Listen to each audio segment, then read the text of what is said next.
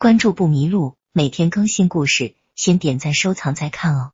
清道光9年1829年8月初9，福建省光泽县县令张梦兰接到一桩人命官司案，原告李桂煌到县衙报案，说他的侄女李的姑被人杀害，请求张大人为他捉拿凶手，血洗侄女冤屈。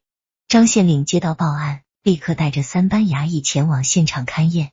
8月初时，张县令一行人来到现场，见到李的姑的尸体横在李桂煌家的房檐下，他的上衣被人撕开，腹部插着一把尖刀，双手放在刀把上，尸体上满是血迹，周围并无打斗痕迹。刑书高光一一做了记录，并将所有细节写成了成文保存。经过走访调查，张县令搞清楚了李的姑的一些基本情况。李的姑是当地富户李桂岩的独生女，李桂岩这一辈有3兄弟，大哥李桂渠，弟弟李桂煌，李桂岩是老二。李桂岩家中有一妻一妾，李的姑是正妻邓氏所生。8年前，邓氏因病去世，李桂岩又娶了一个年轻貌美的女子谢氏为继室。李桂岩还有一个小妾黄氏。谢氏进了李家门后，仗着年轻貌美，深得丈夫宠爱，肆意虐待李的姑和小妾黄氏。小妾黄氏向来脾气温和，一切听任谢氏摆布。李的姑却性格倔强，对谢氏的做法深感不满，敢于顶撞谢氏。谢氏进门之后，家中经常发生吵闹。李桂岩偏听偏信谢氏，家里几个女人闹成一锅粥，他却坐视不管。1年前，李桂岩也因病死去了，谢氏成了一家之主，更加变本加厉的虐待欺凌李的姑。最先发现李的姑尸体的人是冬梅，她是老三李桂煌家的一个婢女。冬梅年仅14岁，住在李的姑的隔壁。冬梅于昨日起床挑水时，走过屋檐下，发现李的姑被人杀死在那里，于是便赶紧将情况上报。李桂煌见侄女死在屋檐下，又赶紧向县衙报了案。张县令把这些情况捋了一遍，随后便将冬梅带回县衙审问。冬梅供出是谢氏先狠杀死了李的姑，张县令于是将谢氏拘捕到案。谢氏来到大堂之后，承认杀死了李的姑，并且咬出了小妾黄氏也参与了杀人。张县令见案件的破，按律将谢氏、黄氏2人打入死牢，等候复核之后秋后问斩。张县令迅速结案，消息立刻传遍10里8乡，人们纷纷指责谢氏、黄氏歹毒心肠，唾骂2人忘恩负义，都指望着秋天赶快来临，让这2个恶人早点下地狱。然而就在众人等候谢、黄2人处决之时，李家老大李桂渠却挺身而出，要求给谢氏翻案重审。这到底是怎么回事呢？事情是这样的，原来在谢氏、黄氏被判处斩首之后，李家老大李桂渠便向福建省按察使衙门上诉，控告县令张梦兰屈打成招，陷害良民，错将侄女李的姑的自杀定为继母谢氏谋杀，要求按察使大人重新审理此案，为谢氏伸张正义，平反昭雪。按察使大人刘勋便将张县令召来，问他凭什么将此案定为凶杀案。张县令依然坚持己见，他告诉刘大人，李的姑胸前和腹部各有1处刀伤，就不可能是自杀。刘大人于是便翻阅刑书写的现场记录，验尸结论上却写着李的姑腹部有1处刀伤，并无胸前刀伤的记载。按察使刘大人觉得此事蹊跷，于是便上报福建巡抚魏元朗和闽浙总督程祖洛。魏元朗和程祖洛向朝廷请示，道光皇帝见了呈报，于是御笔朱批，先将县令张梦兰先行革职，命总督程祖洛亲自审理，务必查明。道光皇帝御笔朱批一下，张梦兰就丢了乌纱帽，还要面临弹劾问罪，心中郁闷不已。程总督接受皇命，暗地里进行秘密查访，经过一番查访之后，进一步了解了李家的相关情况。李家是当地最大的富户，有东西2大个宅院，2院中间是一片草木丛生的园子，园子南端有一座藏书楼，因李家子弟都不读书，这座先人的遗物就成了人不常去的地方。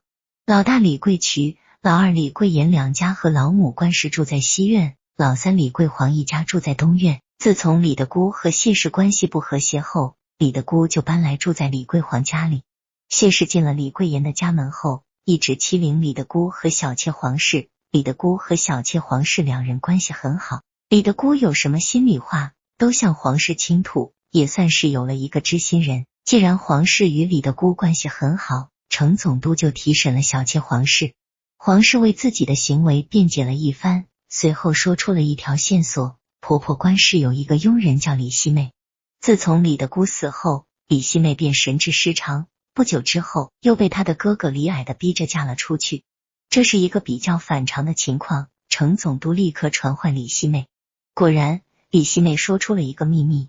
8月初6日半夜，谢氏说老太太病重，让我悄悄把的姑叫来。我叫起的姑，两人刚走到园子里，突然黑夜之中闪出一个人，从背后将德姑抱住，得姑惊叫了一声，就再也没有吭气。我正要喊人，不妨被一个人捂住了嘴，低声说不准我声张，我就赶紧走开，德姑就被拖着向藏书楼那边去了。这个捂住他嘴的人，就是他的哥哥李矮德。李矮的也是李家的仆人，经常在李贵渠家打短工。在李的姑凶案发生之后，此人就一度不知去向，不知道他到底去了哪里。李矮的为何要捂住李的姑的嘴，最后把他拖去了哪里，发生了什么，他就不知道了。程总督又派人到处去找李矮的。李矮的被抓住之后，矢口否认李希妹所供述的所有细节。他说李希妹神志失常，神志失常的人说的话怎么能作为证据？而且李的姑的确是自杀的，他亲眼见到李的姑磨刀，就是插入他身上的那把刀。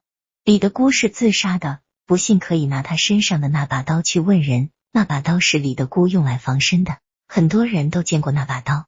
程总督经过分析，觉得此案相当复杂。若佣人李希妹所言属实，李的姑在两宅之间的园子里被人劫持，那尸体为何会在李贵皇家的东院里？如果李的姑真的是自杀，县令张梦兰怎能在验尸时发现胸部还有一处刀伤，而原始记录上却只写了一处？为了搞清楚这个问题，程总督决定开棺验尸，重新查证李的姑的死因。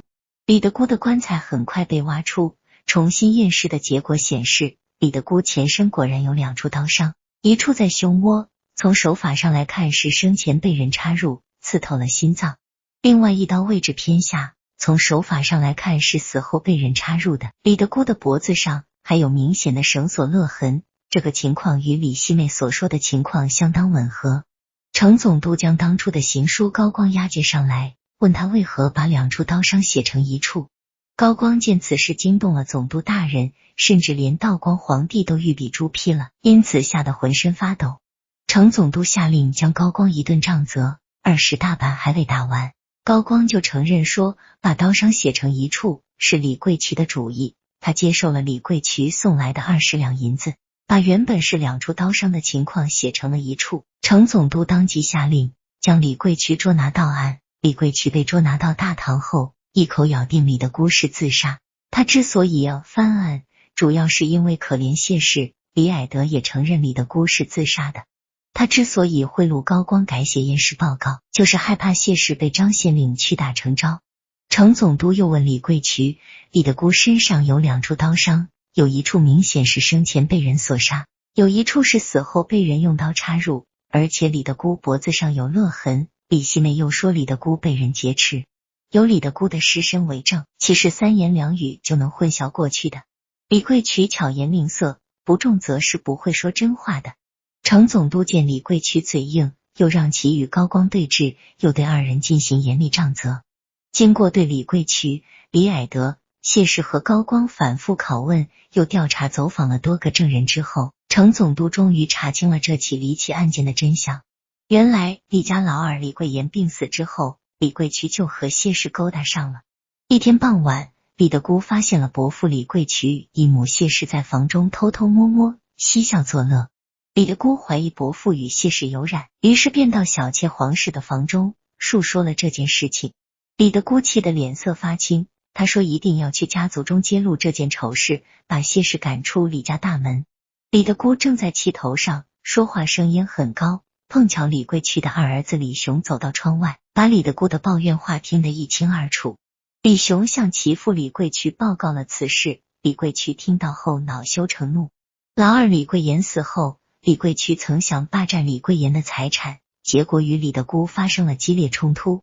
李贵渠没有占到便宜，对李德姑早已怀恨在心，如今见李德姑得知了自己的丑事，于是便想杀人灭口。8月初6那天晚上，李桂渠以重金贿赂了2个在他家做短工的李矮的和李方仔，并叫来2儿子李雄和谢氏，几个人一番盘算计划之后，布下了杀死李德姑的毒计。当晚3更时分，谢氏让佣人李希妹骗出李德姑，李方仔躲在暗处用绳子从身后一下子勒住李德姑的脖子，把她拖进了藏书楼。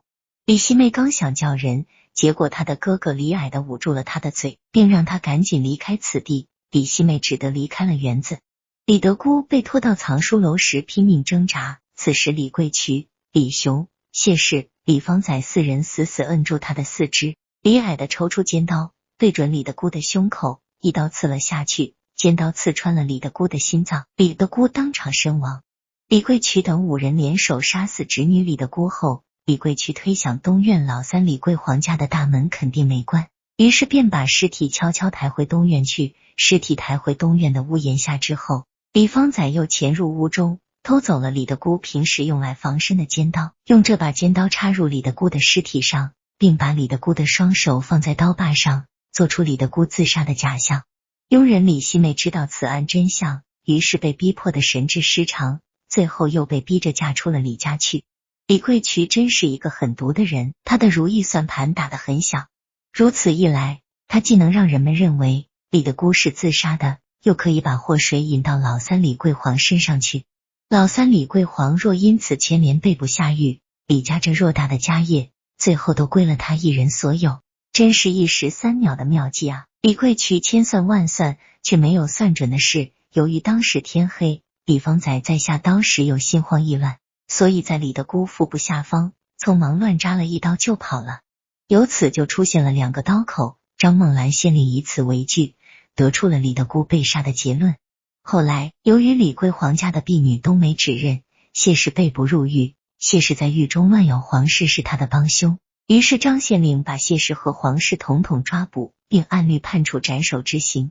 谢氏被捕入狱，李桂渠心慌意乱，他担心谢氏会供出自己来，于是便想方设法营救谢氏。李桂渠先是花重金贿赂了行书高光，让其改写了行书记录，为否定张梦兰县令的推断埋下伏笔。随后他又买通狱卒，让谢氏翻供，诬陷张梦兰县令严刑逼供，屈打成招。李桂渠这一招相当狠，结果张梦兰县令被革职，案件被重新审理。